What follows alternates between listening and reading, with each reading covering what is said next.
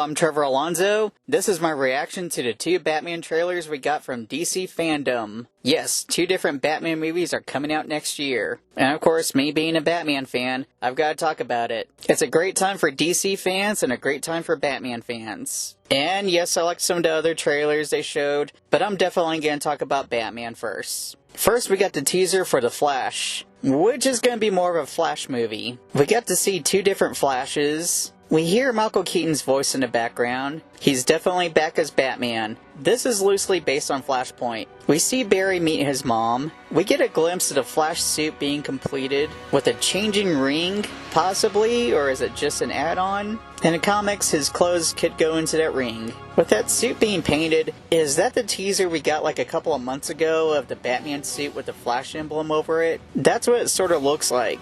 We also see a Batman Ben Affleck cowl that's on the ground, and it's kind of hinting that he's been killed. We do know that this is Ben Affleck's last go-around as Batman. We do see a glimpse of Supergirl, though you can hardly tell it's her. And finally a glimpse of the Batman from '89. It's enough to know it's him, and I kind of hope that this is all we get of him until the movie. And it would also be cool to throw off everybody else who doesn't know that there's supposed to be two Batmans in this. And of course we see the Batmobile. It's covered, but you can tell it's a Michael Keaton Batmobile. The Michael Keaton Batman is on a big comeback right now with the current comic book. So far the comic book is pretty good. And Michael Keaton is signed on for multiple movies. So I hope this all goes well. I do wonder how close this will stay to Flashpoint. Will there be a scene where the two Batmans meet? A possible trade-off for Bruce Wayne meeting his dad as Batman? With that being said, could we see a cameo of Jeffrey Dean Morgan as Batman? I can see it as a cameo.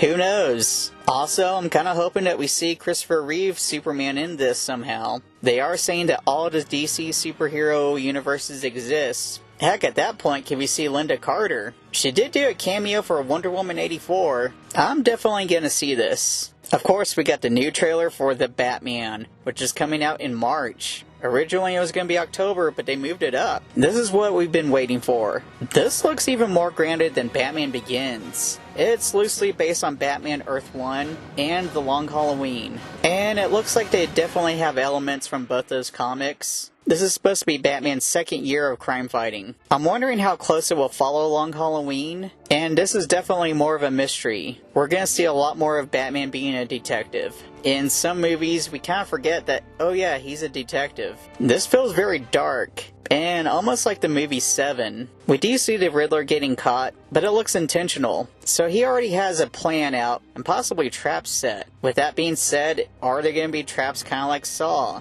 I'm really glad we don't see the Riddler's face yet. It gives more of a mystery to this. Like, is there going to be possibly fake Riddlers? I like how when we see the bat signal, Batman says, it's not just a signal, it's a warning. The Catwoman in this is definitely Catwoman, even though they're not calling her Catwoman. And she has like a very early on suit, like with the big ears. But the way she acts and the way she moves, she's definitely Catwoman. The Penguin here is going to be more of a mob boss, which is kind of what they're doing in the comics. Colin Farrell doesn't look like himself at all. Ironically, at one point he was the top choice to play Batman. Now he plays a villain. You either die a hero, or you live long enough to become a villain. Andy Serkis looks great as Alfred, even though we just see a tiny bit of him. He definitely pulls it off. He's the modern day Lon Chaney. The Batmobile is a souped up muscle car. I'm still guessing that it's Thomas Wayne's car and that Bruce turns it into the Batmobile. It looks amazing. I get it's a regular car and they reinforce it, but it definitely still looks like the Batmobile. The action in this looks amazing. The fights definitely look more brutal than any other superhero movie, which is what you expect for a dark Batman movie.